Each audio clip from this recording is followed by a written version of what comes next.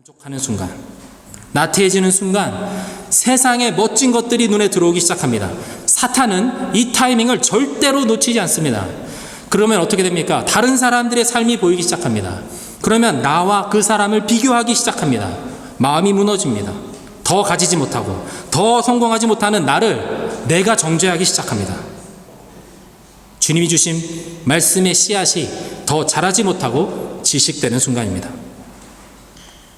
사랑하는 성도 여러분, 세상의 유혹과 시험이 다가올 때 광야에서 시험을 받으셨던 예수님처럼 그것을 말씀으로 이겨내시는 여러분 모두가 되시기를 간절히 축원드립니다. 이 정도면 됐다라고 말씀하지 않고, 이 정도면 됐다라고 나를 위로하지 않고 끝까지 주님을 따르기를 몸부림치는 신앙, 살아있는 신앙, 야성이 있는 신앙, 살아있는 신앙이 되시기를, 그런 신앙이 되시기를 축원드립니다. 우리는 주님 앞에 갈 때까지 계속해서 믿음의 경주를 달려나가야 합니다. 할 일은 너무나도 많이 있습니다. 추수할 밭에 일꾼이 없다라고 말씀하십니다. 주님의 세상에 유혹과 시험을 넘어서서 주님이 바라보시는 곳을 향해서 함께 나아갈 주님의 제자들을 지금도 찾고 계십니다. 그 한 사람이 내가 되기를 기도하는 여러분이 되시기를 바랍니다. 이제 마지막으로 좋은 땅에 대해서 보겠습니다. 20절의 말씀인데요. 8절의 말씀인데요. 한번 같이 읽겠습니다. 시작.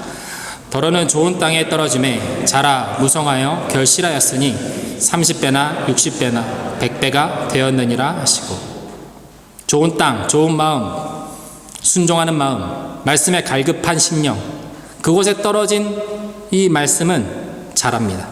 성장합니다. 그리고 무성하게 결실합니다.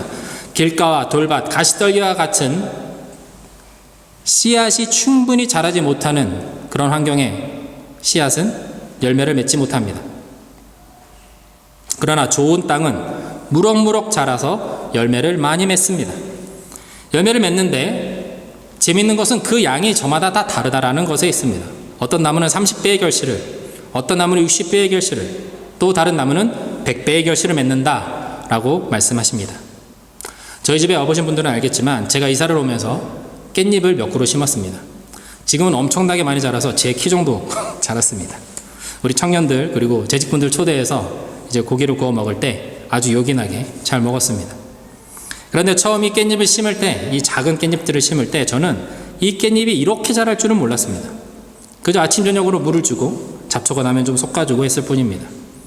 자고 일어나면 쑥쑥 자라고 고소한 향이 나는 잎을 많이 맺어가는 것을 보느라면 그저 신기했습니다. 보니까 그 모양도 색깔도 다 다릅니다. 같은 깻잎인데 어떤 것은 옆으로 줄기를 뻗고 어떤 것은 위로만 쑥쑥 자랍니다. 잎을 맺고 꽃을 피는 시기도 다 다르겠지요. 하나님의 나라는 분명 예수님의 제자들을 통해서 확장됩니다. 온 유대와 사마리아와 땅끝까지 하나님의 나라는 확장되었고 지금도 확장되고 있습니다. 믿음의 사람들을 통해서 말입니다. 그러나 그 모양은 다 다릅니다. 열매 맺게 하시는 하나님만 아십니다. 마스터 플랜은 그분의 것이죠. 저마다 그 모양대로 30배의 결실을, 60배의 결실을, 100배의 결실을 맺게 하시는 분은 결국은 사람이 아닌 하나님께 달려있다라는 것입니다.